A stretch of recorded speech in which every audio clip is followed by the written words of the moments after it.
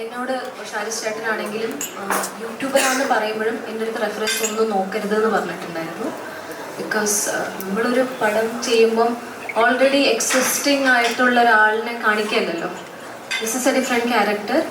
So എനിക്ക് personally ഇത് ചെയ്യുന്ന സമയത്ത് ഞാൻ എൻ്റെതായ രീതിക്കാണ് ചെയ്തത്. ഞാനാണെങ്കിൽ കംപ്ലീറ്റ് ആയിട്ട് യൂട്യൂബിലില്ല.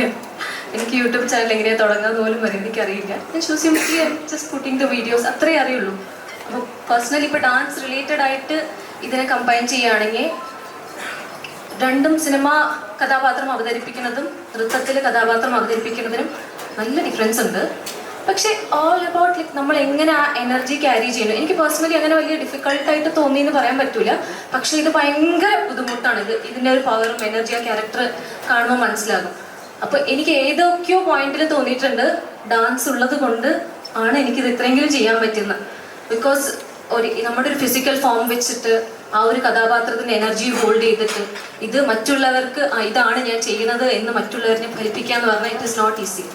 സോ എനിക്ക് പേഴ്സണലി ഇതിനൊരു റെഫറൻസ് ഇല്ലാണ്ട് ഞാൻ എൻ്റെതായ രീതിക്ക് എങ്ങനെയാണോ എനിക്ക് റൈറ്ററും ഡയറക്ടറും എങ്ങനെയാണോ എൻ്റെ അടുത്ത് ഇങ്ങനെയാണ് ഈ കഥാപാത്രം വേണ്ടത്, എത്ര മീറ്ററിലാണ് ഇതിൻ്റെ എനർജി ക്യാരി ചെയ്യേണ്ടതെന്ന് പറഞ്ഞോ അത് ഞാൻ ഡെലിവർ ചെയ്തു. And they are actually